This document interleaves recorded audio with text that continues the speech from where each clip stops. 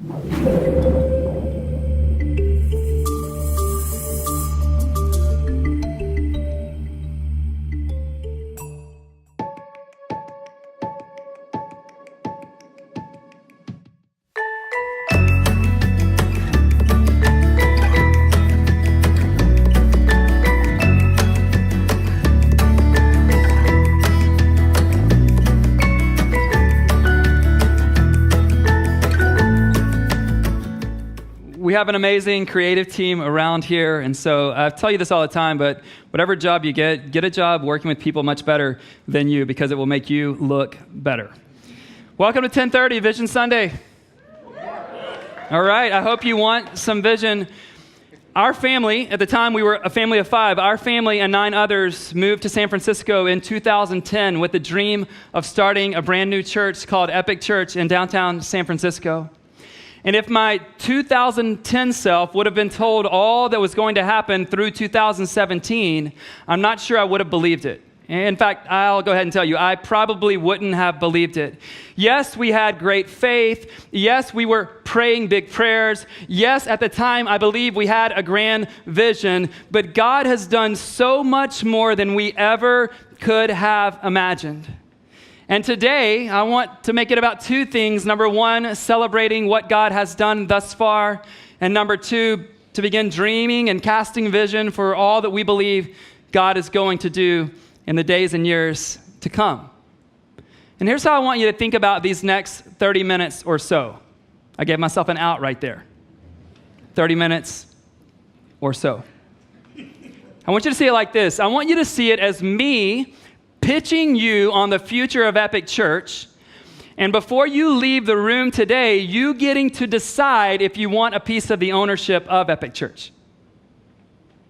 I'm pitching you on the future. You get a chance to say, I'm in, or not for me, at least not today. And no pressure either way. No pressure either way. When I think about all that God has done in our church community over these, what will next month, on February 13th, will be 7 years. When I think about all that God has done, I just feel like I must start with the staff team that God has assembled here. It is such a privilege to be surrounded by women and men on this team who love Jesus, who are humble, who are incredibly gifted, and who go after it with all they've got day after day after day. Myself excluded, you need to be grateful for the men and women who lead this movement forward known as Epic Church. You need to be grateful. It is one of the highest joys of my entire life to be a part of this team. When we started this church, I knew that team was important. I now believe it's even more important than it was when I started. And you need to know, church, that as a team, we love and are so grateful for what we get to do. It is our joy to serve you, to lead you, to pray for you, and to create the kind of environments for you, your friends, and your family where you can know God, be known here, and make a difference in the world. But I know if you're like me, you're like, Ben, it's one thing for you to tell me that you love me. We need you to show us that you love us. I'm ready to do that. I'm ready to do that. In fact, our team commissioned a chocolatier right here in Soma, Sokola, to provide us custom-made chocolates just for Epic Church in their number 1 flavor known as burnt caramel. Who wants one? Let's give them out. Show them some love. Come on, come on. You might want to snap a pic before you eat either of these. High-end premier chocolate right here in Soma. You can see their sticker on the back. Created just for Epic Church, just a small way. And for those of you that can't do chocolate, let's see how good your arm is in aiming for the stage. I'm ready. You cannot throw tomatoes here. You can throw your chocolate back to the pastor. But listen, any of you who are watching, you're like, this is a bite, okay? Savor it. It's going to be okay. Every person who attends Epic today will get a pair of these custom-made chocolates, and then starting next week, we will begin to give these to all first-time guests. And I'm looking at your faces, so then next week when you tell me you're a first-time guest, I'm going to be like, no, you're not. No, you're not. You still have some chocolate on your teeth from last week. As a leader, I believe that clarity matters so much. And so I'm always pushing myself, I'm pushing our staff team, and I'm pushing our leadership team to do whatever it takes to gain clarity. I think most of us, what's true about most of us in this room is that we're willing to work hard, but we need to know what it is that we need to give our hard work or smart work to. And so I'm always pushing for clarity. And I'm excited to tell you that I have and our team has never been more clear on who we are as Epic Church than we are today. We've never been more clear. Like, it is so clarifying to me, and I'll tell you how that came about really over a span of time, but then one night it really just became super clear to me who we are, and who we are, I think, will speak into what it is that we are after as a church. And it's my hope that our clarity about who we are and where we're going will give you the clarity you need as you think about your commitment to the vision we're collectively pursuing. Our church was built on 2 foundational scriptures. And I say built on meaning when there were 13 of us in a living room just down the street, about a mile down the street, in mine and Shauna's living room, there were 13 of us. The foundational scriptures I want to share with you today are the ones I shared with that small team on that day. So if you have a Bible or you have an app or whatever the case may be, Psalm chapter 127 is a place that we have from day one, we've realized that this is the reality over God building this church. And you need to know that some things, really a lot has changed. If we can just be honest, a lot has changed. When I look at pictures, our family was looking at pictures this week of 2010, 2011, and comparing things to today. And we've all changed so much. Some of us for the better, not all of us. But we've all just changed. If you look at the size of our kids and all of that, and yet this has never changed for us. There's a reality that was over our church when we had 13 people it will be the reality over our church if we have thousands of people one day. This is the reality over us. Psalm 127, 1 and 2 says, unless the Lord builds the house, the builders labor in vain. Unless the Lord watches over the city, the guards stand watch in vain. In vain. It says in verse 2, in vain you rise early and stay up late, toiling for food to eat, for he grants sleep to those he loves. I don't know if you know this, but there's a reality over your life, and the reality that's over your life and my life is the same reality that is over our church. Unless the Lord builds this thing, it will be built in vain. All of it. Every Sunday gathering, every small group, every dollar we give, every trip we take, everything we're trying to do with your kids down the hall right now, if God doesn't build this, we believe it will all be a waste. We legitimately believe that. But if God does build it, then you being a part of something God is building, nothing will be in vain. I don't know about you, but I've spent enough of my life being a part of things that were going to ultimately be waste of time and energy. I want to give myself to the kinds of things that God is up to. If that's a business thing, give yourself to it. If it's a family thing, give yourself to it. Unless the Lord builds it. Now, what's crazy in this text that we've looked at for the last 7 years, really 8 years almost, what's crazy in this text, it does not say, hey, let God build it and you stay on the sideline. Don't miss this. It does not say if the Lord builds it, the builders can take a day off. What does it say? It just simply says that if God isn't a part of it, then you're wasting your time by being a part of it. And so what I want to do today is invite you into playing your part in what God is building in downtown San Francisco through this church community. Because there's nothing better that you and I could give ourselves to than the kinds of things that God's up to. I believe that wholeheartedly. Another verse that I shared with those 13 people was Hebrews chapter 10, verse 39. Now, if you know much about Hebrews, you would know perhaps that chapter 11 is the great scripture chapter on faith. And it's incredible what men and women did because they believed God. They just totally went for it, even at the cost of their very lives. But I believe that it's chapter 10, verse 39, the last verse in Hebrews 10, that is the gateway verse into that amazing faith chapter of chapter 11. And here's what that verse says. But we do not belong to those who shrink back and are destroyed, but to those who have faith and are saved. You know this already, but let me remind you and just give you some clarity on it. consistently in my life, in your life, and in this church community, we are going to come up into moments where we can either shrink back out of fear or move forward because of faith. You know this. Some of us feel it more often than others. Like even trying to talk to my 6th grader about the new school he's going to, even though we thought that was the best move, it was going to take courage for him to move into that this week. When I think about the future of our church, and here's what I know.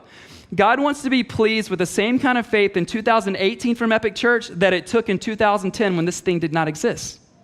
He does. But let me tell you something. Though it was hard back then to have faith, church, we had nothing to lose back then. Look around. We've got a lot to lose now. Should we just play it safe? Should we shrink back because the cost might be too high? Should we shrink back because the sacrifice from each of us might demand too much? Or should we lean in with faith and go, God, if you're building this, I'm in. We're constantly going to be at that crossroads. So what is it that we're after as a church? What are we after? The vision of Epic Church is to see an increasing number of people in San Francisco orient their entire lives around Jesus. We don't ever see this changing, just so you know. I think everything else might change. We don't ever see this vision changing. We are committed to reaching as many people as possible in this city and helping them live lives that look more and more like Jesus. So you can always look like, Ben, do you care about growth only? No, we care about growth, period. Reaching more people and them growing in their faith. We think that would be, we would be glad to give that back to God. When all is said and done, church, us leaders here, we would be glad to give back to God. God, you sent us to this crazy place. What were you? And we gave it our all. And here's what we have to show for it. We're willing to give ourselves to that. You ever have those nights where you can't sleep? You ever have every night where you can't sleep? Anybody need to, come on, I need somebody to be in my corner like this. Like my wife, it doesn't matter what's going on in her mind, she always sleeps within a minute. Last night, we're just talking, we're taking over our son's bedroom because ours is flood damage, water damage. And we're both talking about there's just so much going on right now, and I won't bore you with all the details. And then as soon as she finishes saying how much is on her mind, she's snoring. I'm like, not really snoring, but she's out. I'm like, how does she do that? And I'm like, I'm the one who has to teach tomorrow, and I am up all night long. So if you have trouble sleeping, it's probably because we just have such great ideas, right, that we can't go to sleep at night. But I can tell you this, back in August, I was unable to sleep one night. And I began to think about who we are as a church and what we're after and what we should be after and who we should be about and all of these kinds of things. And I began to think about our values and that some of them needed some updating and maybe just a complete overhaul because 6.5 years in, I know who we are. That was my thought process.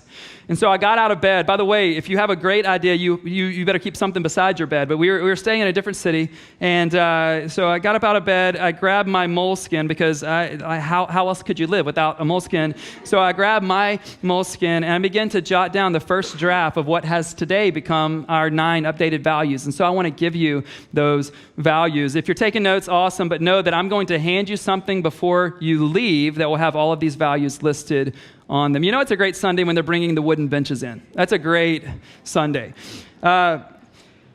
Here are the updated values. If I'm going to expect you one day to remember them, I should be able to recite them from memory today, right?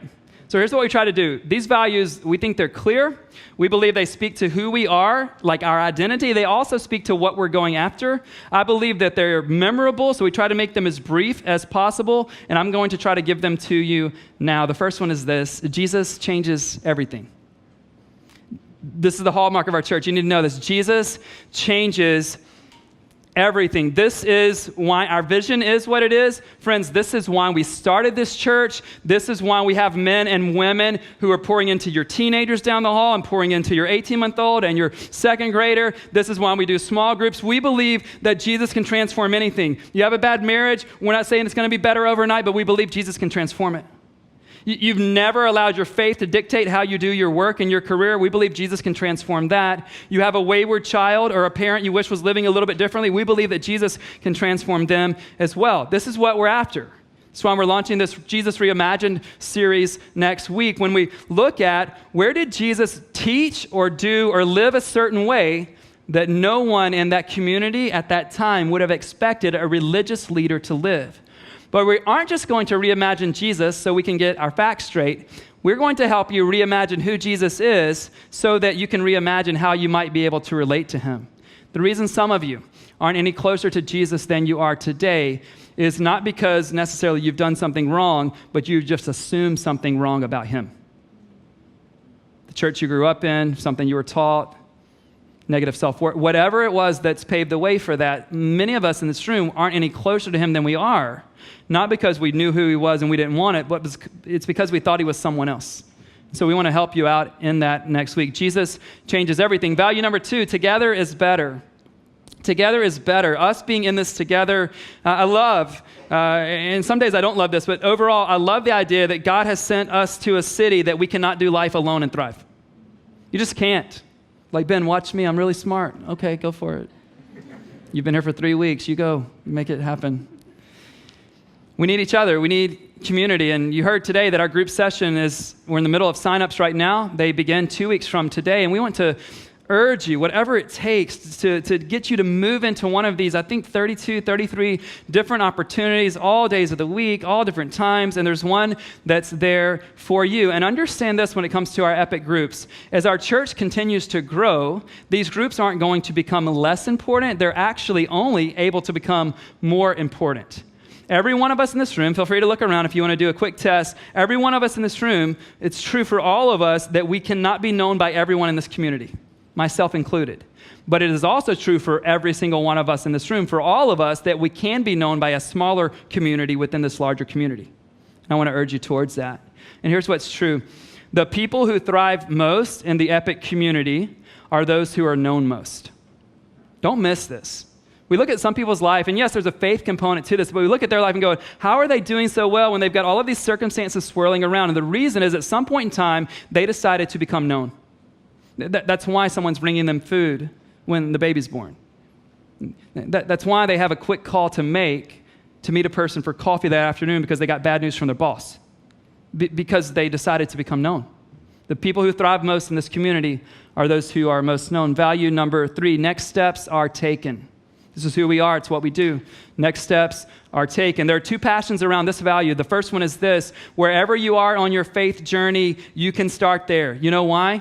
Because you can't start anywhere else. And some of you have been in religious communities, even Christian churches, where you felt out of place because you thought you already had to be advanced to be able to step into their game. We're not going to ask that of you here.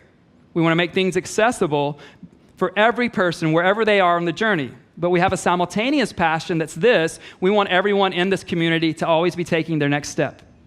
So start where you are. What's next? Take it. We believe that progress is better than perfection. We believe that direction is more important than your final destination today. We believe that. And so we want to help you take next steps, whatever that. Some of you need to read the New Testament for the first time. Some of you need to start serving. Some of you need to start giving for the first time. Some of you need to be baptized. Some of you need to take the step and put yourself in a group. And others of you that have signed up for groups the last 4 years, you need to actually attend one this time. Fair? Like, show up for the food, if nothing else. Together is better. Value, next steps are taken. I'm working on it. That's the 4th one. The 5th one is this: families, that's the 3rd. Come on. All right, Jesus changes everything. Together is better. Next steps are taken. Here's number 4, leaders are developed.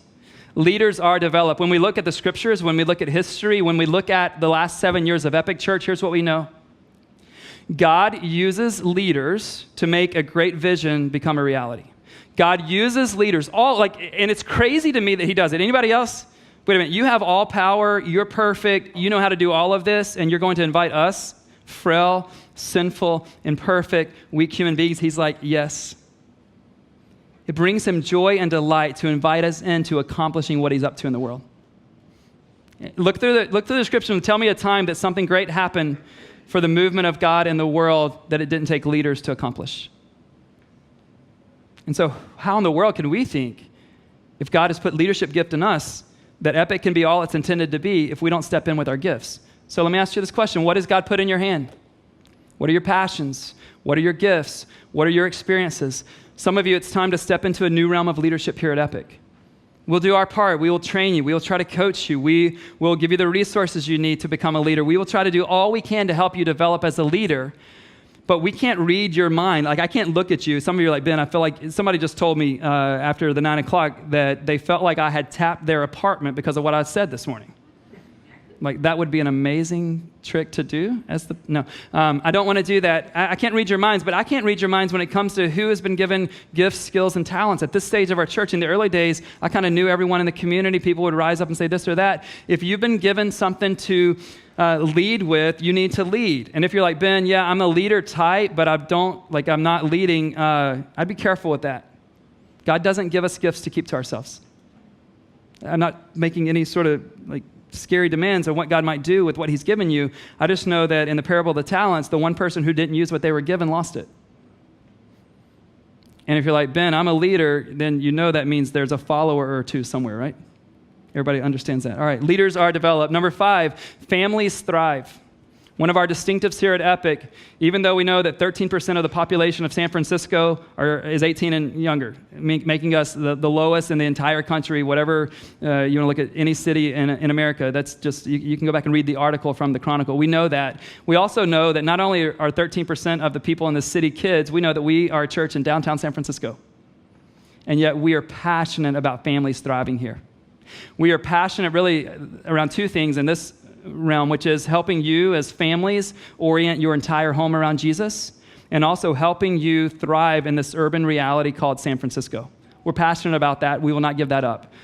So many amazing things happening under Will's leadership and the team that he has assembled, people that are serving right now. Several times at the end of 2017, we had more than 100 kids and students show up on the same Sunday.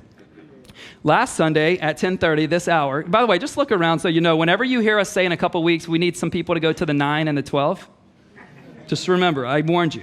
You didn't have to sit on the bench. You just needed to come to 9 or 12. Last week at 10:30 at this hour, we had 80 kids and students show up. Now, you guys know we only have 6 rooms and they're pretty small. Everybody's aware of that. There were 25 3, 4, and 5-year-olds last week in one room. Now, if you know what's allowed out in the preschool, even elementary school world, and I've got a mentor who's just brilliant at all kinds of things. Like, Ben, for every kid's room, you need 22 square feet per child. We did not have that last week. Here's your 2.5 feet. Go for it. So seriously, whenever we ask you guys to move, we're going to give you 2 options, the 9 or the noon. That's going to happen soon. Families thrive. We're really passionate about this. I'm passionate as the pastor of this church, and I'm passionate as a dad. And that drives a lot of what we're after, and I love Will's heart for this. And we want to resource parents to do well in leading their kids. So our Thrive event is coming up February 10th, and you need to RSVP. And I think the topic is so crucial that even if you're thinking about having kids one day, or even if you don't even want to have kids, the topic alone is something we all deal with. It's about the use of technology in our homes. And for any of you adults who are thinking, yeah, those kids really need to get that right. What did Jesus say? Speck in someone else's eye, log in your eye. I don't know, something like that. We all need to get better at that, right? And so we want to help families with that issue. February 10th, just RSVP that. Value number 6 is generosity overflows. The generosity in this community is stunning. Obviously, I know, of course, for obvious reasons that I get reports that you guys don't see. And when I look at how so many of you fund the vision that God's given us, and San Francisco is expensive to live in, it's expensive to do ministry in. There's not a religious discount out there. Maybe the opposite. And the way that you do this, so that we can do Sundays, so that we can do missions, so that we can do children and youth, so that we can do everything that we do, thank you so much. But it's not just about your financial resources. The way that you guys bring food to families who have new babies born, the way that many of you open your homes up to host groups or to allow other people to stay there when they're in between housing opportunities, thank you so much for your generosity. And here's a great question for us. What would it look like for generosity to overflow in my life? And for some of you, when we think about the next step with generosity, you're like, Ben, it is not an overflowing question. I need to begin where I am today, which is I just need to see how generosity would flow in my life, period. Great, start there. Start there. Value number 7, vocation is sacred.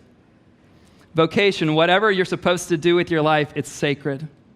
And we are passionate here at Epic about how you spend your Monday through Friday and all of the rest of the time you spend away from Epic Church. Because you do know this, right, that for the most of us, not us, but you spend the majority of your week away from this place, intentionally, right? And so we want to help you thrive in your Monday through Friday. For many of us in this room, maybe even most of us, when it comes to our vocation, it's tied to our job, right?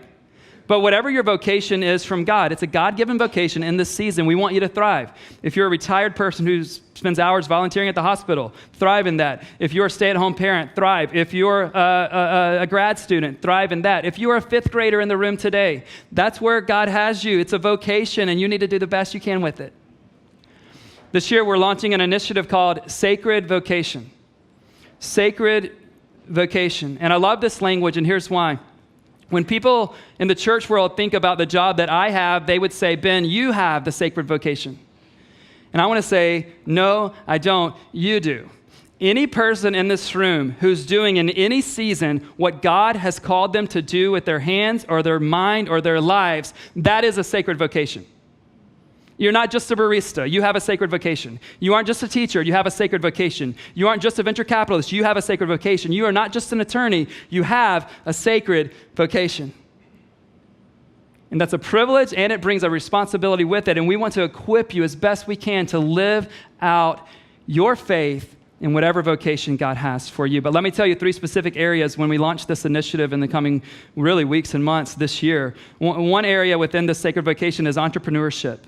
Because of who we are as a church and because of where we are as a church, this is just a passion area for us. It's something we want to lean into. So helping you figure out the best ways and get wisdom on launching new companies. One of my big dreams for our church is to see so many of you begin to collaborate together and create businesses collectively. I think that's exciting. We have a small group on Mondays at 4 called Redemptive Entrepreneurship. Ben Chuff will lead that, which would be fantastic. I said, are you sure you want to put it at 4? He's like, yes, only the really committed people will go to small group and shut down their business ops at 4 o'clock. So there you have it, 4 o'clock. Second lane within Sacred Vocation is this one, coaching and mentoring. Coaching and mentoring. What I have a real heart for is seeing some of you men and women who are further along in your faith and in your career begin to pour back into the younger men and women in our church, not necessarily younger, but people who are newer to faith and newer to their career or to their particular industry. Can you get passionate about that? Can you find 30 minutes to have coffee with people, use the wisdom? And remember, you're not pouring everything into their bucket. You're just pouring what God's put in your bucket into their bucket. I have a passion for that. The third area within Sacred Vocation is global training. Global training. It overlaps with the next value I'm going to give you, but we've just seen this amazing opportunity where people in San Francisco, in this church, can take the skills and gifts you've been given and go train other people around the world to do this. We've done it already this past year a little bit. In June, Trey Stevens and Ben Lee, they did an event for a group of people in tech in Oradea, Romania. We didn't know how that would work, if people would be interested. But about 100 people showed up. Men and women were sitting on the floor. Hopefully it was just the men sitting on the floor because they gave their seat up, but sitting on the floor because they're never going to come to Silicon Valley, but they had access to, and it was an amazing deal. And then twice on trips this past fall in Vietnam, we took people on these trips, and whoever made up the Epic team, we just said, what is your gift? What is your gift? What is your gift? And they taught things they already knew. Can you get passionate about that? Like, think about this. Going somewhere in the world, supporting an active Epic partner, and just sharing the wisdom, skill that God's given to you. I can get pretty on board with that. The problem for me is that I don't have much skill. But I can get really excited about you sharing your skills over there. And here's another one within the Sacred Vocation Initiative that just got cemented on Thursday, which is really exciting. But we are thrilled to tell you that we're going to be partnering with Redeemer City to City Center for Faith and Work out of Tim Keller's church and ministry in New York City.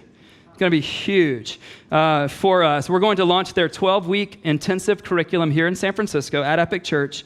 We will be exploring concepts around renewing our deeper motivations for work, building and serving our communities, and imagining a world reborn. This is huge, and as far as we know, we could be the first partnership they've done outside of New York.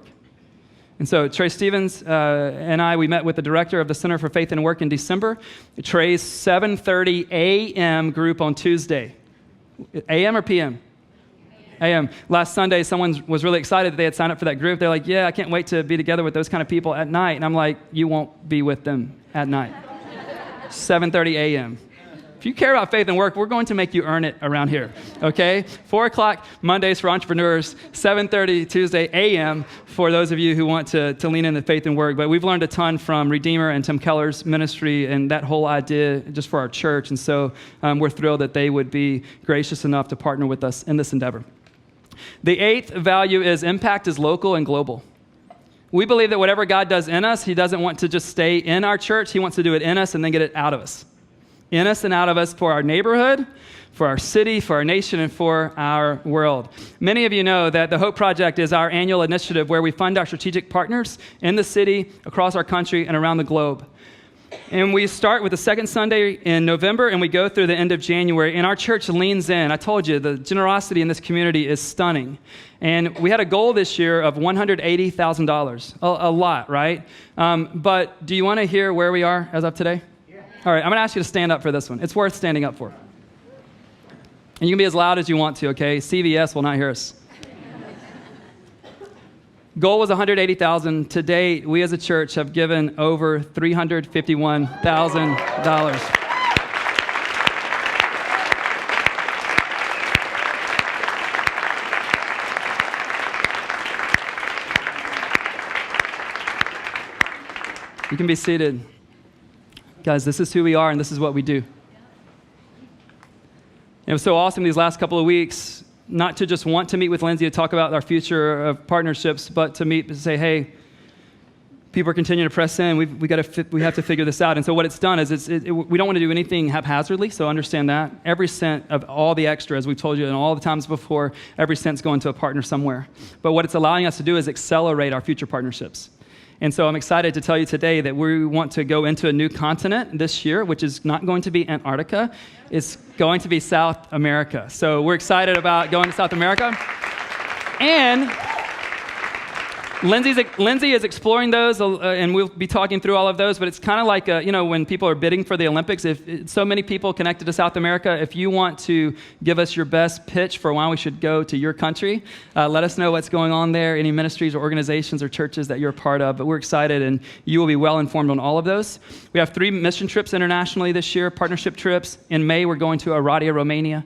In June, I'll get to be part of the team going to Kampala, Uganda, and in October, we'll go back to Ho Chi Minh City, Vietnam. I've been on all 3 of these trips. I'm going back to Uganda this year. The response initially has been overwhelming, so if you want to take a trip, we really need to know that, get you the information so we can secure these teams. And just like the Hope Project, if we need to get Lindsay on her toes figuring out more trips for this year, your demand will allow us and cause us to do that. So we're really excited about that. One thing I realized yesterday when I was walking, I spent Saturdays walking a few hours trying to memorize my talks for Sunday, and one of the things I realized that I thought about this Hope Project is when Epic Church started, just like you would start a business, I went out and got partners, only I didn't give them stock shares in the company. I just went and said, hey, there's like eternal treasure here. I don't have anything to give you otherwise, but there's some eternal treasure if you'll help us get this new church started in San Francisco.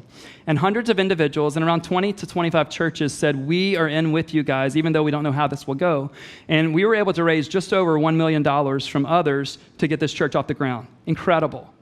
Well, when I did the math yesterday, for the last 7 Hope Projects, for a church that's not even 7 years old, guess what? We just now, cumulatively, church, have given just over $1 million in less than 7 years to people outside of our church. That's how generosity works, right? People said, we'll give to make this thing go, and with the same spirit, we want to keep paying it forward. And that's what it's meant to do. God has given you to give. You're like, if I give, will I lose? No, you'll keep getting. You keep getting. And I loved it. It's so funny when I think about all this happened in 7 years. We used to go to the mailbox hoping there were checks in there so that you could exist one day. Like not you as a person, but you as a church community. Someone else was responsible for you existing as a person. But now it's so fun to know that this week we sent letters and checks out to our partners. And to be honest, it's much more fun to be on this side. Much more fun to be on this side. So that's impact is local and global. And the 9th and last one is this: everyone plays a part. This church isn't built on the gifts and commitments of a few, but many. And some of you are at this place where you've been on the sideline for a season, or maybe the entire time you've been coming here, or maybe you're brand new. And I just want you to know, if we're going to go after the full potential of the vision God has laid before us, we're going to need you to jump in with us. And one of the best ways to jump in is to join a team, whether it be a kids team, our student team, worship team, production team, hospitality team, graphic design team. Come and do what so many people do, work on the weekday team and help us process what has happened on a previous Sunday and getting ready for the next Sunday. We need you on a team. And every one of us has to play our part. I told you before, if you are invited to be a part of what God is building in this city through this church, it won't be in vain. It will not be a waste. And you know here, we don't schedule things that are insignificant. None of us have time to give our time to insignificance, right? So if we make an ask of you, which I'm doing right now, in case you didn't know what was happening. When we make an ask of you, we've tried to think through what matters most. We've tried to be aware of who you are and what demands are already on your lives, but also aware that God has given us a grand vision to do all we can to reach as many people as possible in the city and help them thrive as they orient their lives around Jesus. And at this time, I want to give you a chance to tell us if you're in. So on the far left side, there should be a black bucket. And in that black bucket, there's like a response or commitment card about everything we've talked about today. And I want you just to take one of those and take a pen, pass it down, and I'm going to eat a piece of chocolate.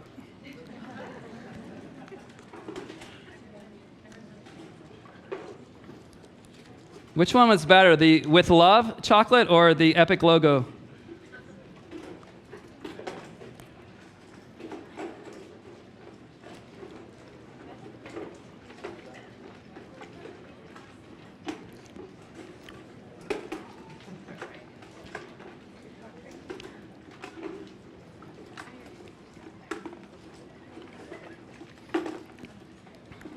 Two pieces to this card. We do want you to tear it out. The white lets us have you tell us if you're in on everything we've talked about today. And we've given you just some ways to think about your commitment. And there's no pressure. So if you're new or you're just like, this isn't your thing or it's not your deal yet, no pressure at all. We just as a team want to know who's locked arms with us as we move forward into the future God has for us. There are some communication things we want to say just to this group of people. And we wouldn't do that on Sunday because we want anyone to be a part of these Sunday gatherings. We want to communicate with you, and you communicate with us, hey, we're going after this together. So the 5 commitments we're asking you to make is to show up when you're here and be a part of this. You guys know this. We get 50 Sundays a year, the way Epic schedules our Sundays. We get 50 Sundays a year. We're all out of town, moderate to often. And we're just saying, when you're here and when you can and when you're not sick, be present with us. There's a strength that comes when we're together. But also, you're acknowledging that you will take responsibility for your own spiritual growth, which I think is important. Secondly, you'll be in community here at Epic, which includes being a part of one of our groups, and you can sign up there. We're in a launch season for that. Giving consistently and proportionally, just start somewhere. Again, start where you are, take that next step in your generosity habits. We're always glad to share with you what God's taught us as we've taken steps in that as well. Let us know which team you're willing to serve on. I mentioned all of those. And then we think it's really important that if we're going to be a part of something we think is significant, why wouldn't we invite people in our lives to be a part of it as well?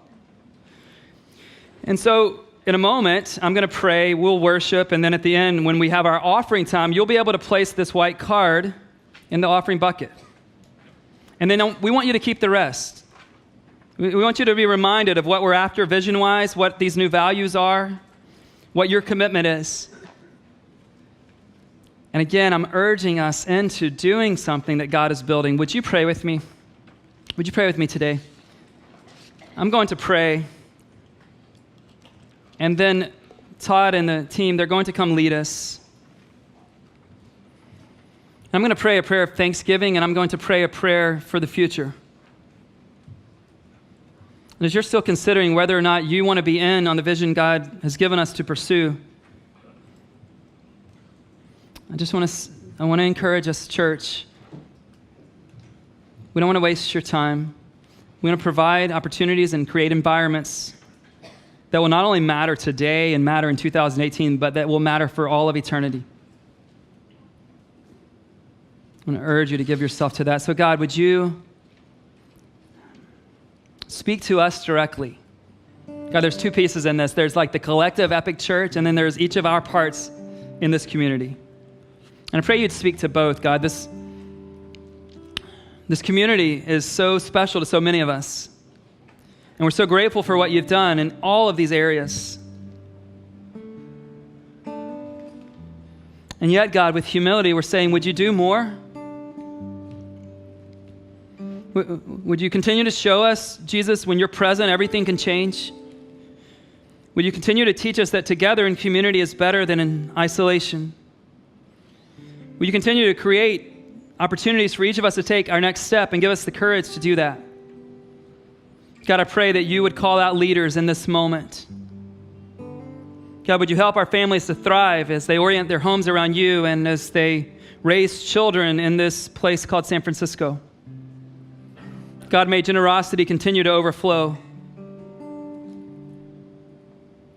Teach us that our vocation is sacred, and use, God, business leaders, entrepreneurs, this global training and the coaching piece. God, use this to help people orient their work life and their vocational life around you. God, help us to continue to make impact in our neighborhood, in our city, and in the world.